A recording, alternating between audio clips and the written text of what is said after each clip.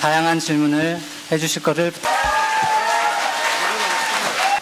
저는 지난 7월 말에 말씀드린 대로 국민들의 의견을 듣고자 많은 분들을 만났습니다. 그동안 저는 재미있는 별명도 얻었고 또 최근에는 저를 소재로 한 유머도 유행하더군요. 아시죠?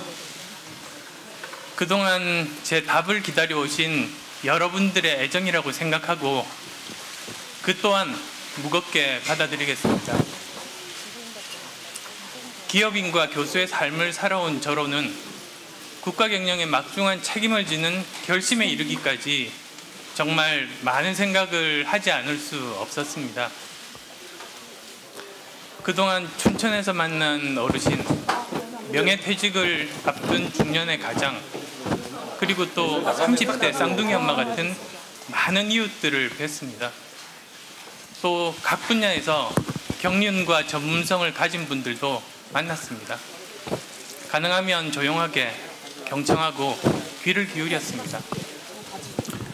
어느 한 분 힘들지 않은 분이 없으셨습니다. 중산층이 무너지고 또 저소득층이 너무 고통받고 있었습니다. 하지만 그렇게 힘들고 고단한 삶의 과정에서도 그분들은 끊임없이 희망을 만들고 계셨습니다. 나 자신보다는 우리 아이들의 미래를 위해 참고 견디고 희생하고 헌신할 준비가 되어 있었습니다. 제가 희망을 드린 것이 아니라 제가 오히려 그분들께 힘과 용기를 얻었습니다. 모두 고맙습니다. 여러분이 제게 스승입니다. 그분들이 저를 한 걸음 더 나아가게 했습니다. 그분들이 제게 한결같이 하신 말씀이 있습니다. 정치가 이래서는 안 된다는 겁니다. 문제를 풀어야 할 정치가 문제를 만들고 있다고 하셨습니다. 국민들의 삶을 외면하고 국민을 분열시키고 국민을 무시하고 서로 싸우기만 하는 정치에 실망하고 절망했다 하셨습니다. 또 한 번도 정치에 발을 딛지 않은 제가 잘할 수 있을까 고민할 때 많은 분들이 왜 제게 지지를 보내는지 설명해 주셨습니다. 이제 좀 정치를 다르게 해보자, 새롭게 출발해보자는 뜻이었습니다. 하지만 저는 제 역량에 대해서 고민했습니다. 국가의 리더라는 자리가 절대로 한 개인이 영광으로 탐할 자리가 될 수도 없고 되어서도 안 된다고 생각합니다. 제게는 당선 여부보다 잘해낼 수 있느냐가 중요했습니다. 그래서 스스로에게 거듭 질문을 던지고 대화를 통해 답을 찾고자 노력했습니다. 저는 이제 제 자신 스스로에게 질문했던 답을 내놓으려고 합니다. 지금까지 국민들은 저를 통해 정치 쇄신에 대한 열망을 표현해 주셨습니다. 저는 이제 이번 18대 대통령 선거에 출마하겠습니다.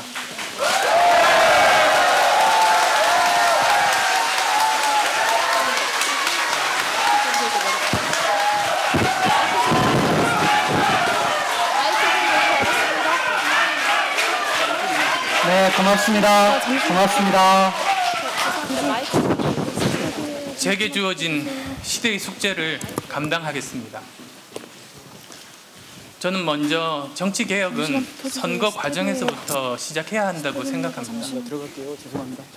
국민의 반을 적으로 돌리면서 통합을 외치는 건 위선입니다.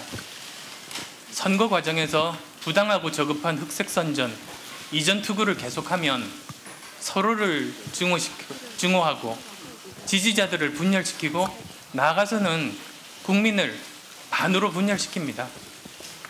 그렇게 선거가 끝나고 나면 선거에서 이겨도 국민 절반밖에 마음을 얻지 못합니다. 앞으로 이런 일이 계속된다면 다음 5년도 분열과 증오의 시간을 보낼 수밖에 없을 겁니다. 누가 대통령이 되더라도 통합과 사회 문제 해결은 요원한 일일 것입니다. 그래서 저는 저부터 선거 과정에서의 정치 쇄신을 약속드리겠습니다. 저는 선거 과정에서 어떤 어려움과 유혹이 있더라도 흑색 선전과 같은 낡은 정치는 하지 않겠습니다.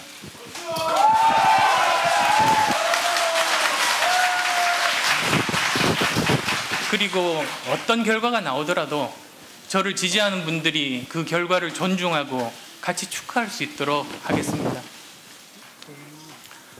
박근혜 후보와 문재인 후보에게 제안드립니다. 모두 한자리에 모여서 국민들을 증인으로 선의의 정책 경쟁할 것을 약속하면 어떻겠습니까?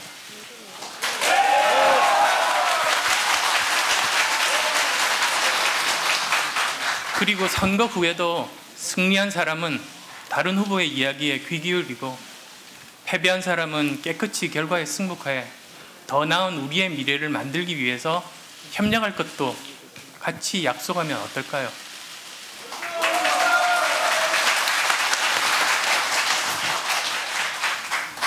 그래야 분열과 증오의 정치를 넘어서 우리의 미래를 위한 에너지로 바꿔놓을 수 있을 겁니다.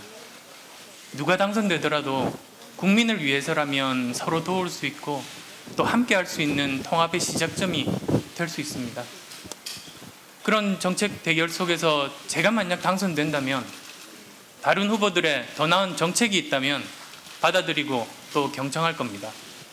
이것이 바로 국민들이 원하는 덧셈의 정치, 통합의 정치라고 저는 생각합니다.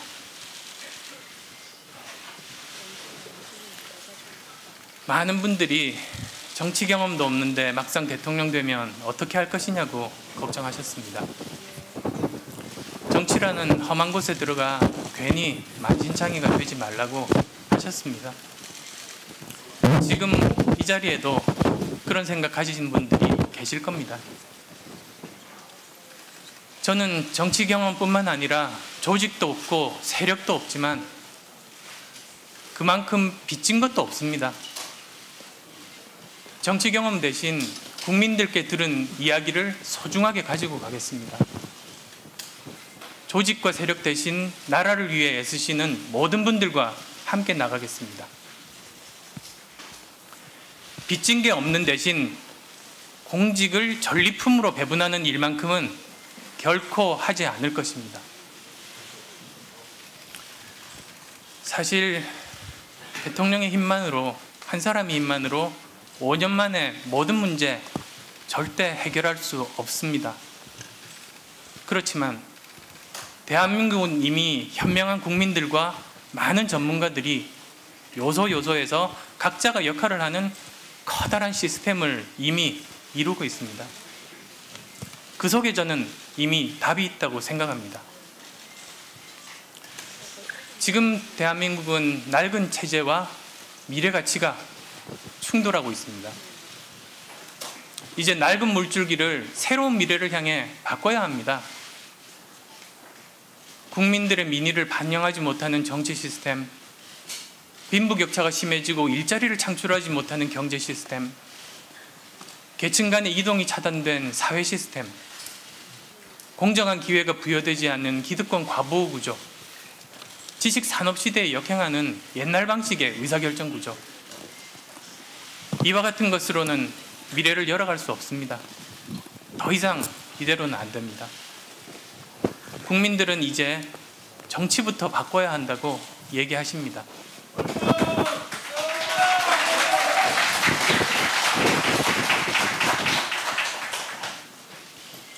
앞으로 5년은 누가 대통령이 되더라도 매우 힘든 상황이 전개될 것입니다. 국내 가계부채, 부동산 문제 정말 심각합니다. 세계적인 장기 불안까지 겹쳐서 한꺼번에 내년에 위기적 상황이 닥쳐올 가능성이 많다고 생각합니다. 이러한 상황 하에서 제가 혼자서 모든 문제를 해결할 수 있다고, 세상을 바꿀 수 있다고 생각하지 않습니다. 저도 열심히 살려고 노력했지만 부족하고 실수도 하고 결점도 많은 사람이기 때문입니다.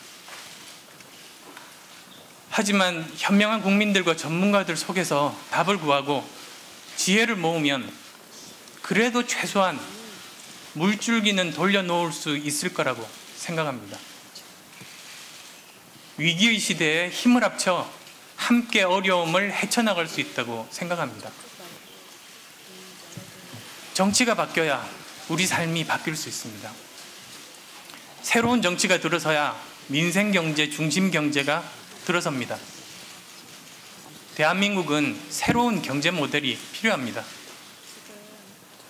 지금 논의되고 있는 경제민주화와 복지, 따로 돌아갈 수는 없습니다. 성장 동력과 결합하는 경제혁신을 만들어야 합니다. 평화체제는 역시 안보와 균형을 맞출 때 실현 가능합니다. 제 정책 비전과 구상의 구체적인 내용은 앞으로 선거 과정에서 말씀드리도록 하겠습니다. 저는 이번 선거 과정부터 국민의 생각이 하나로 모아지는 첫걸음을 시작했으면 좋겠습니다. 이번 선거를 통해 새로운 변화를 원하는 국민의 마음이 하나로 모아지면 좋겠습니다. 저는 세상을 움직이는 것은 진심이라고 생각합니다. 진심의 정치를 하겠습니다. 그 과정에서 저를 향한 공격이나 비난 두렵지 않습니다. 극복하겠습니다. 더 나은 미래를 만들기 위해 싸워야 한다면 정정당당하게 싸울 것입니다. 사람의 선의가 가장 강력한 힘이 될 수 있다는 것을 국민 여러분과 함께 증명해보고자 합니다. 제게 많은 이야기를 들려주신, 그리고 많은 지지를 보내주신 국민 여러분, 저와 함께 해주십시오.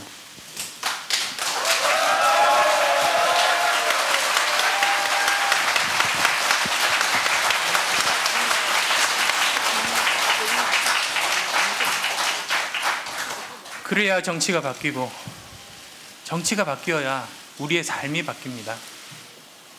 변화의 열쇠는 바로 국민 여러분께 있습니다. 국민이 선택하는 새로운 변화가 시작됩니다.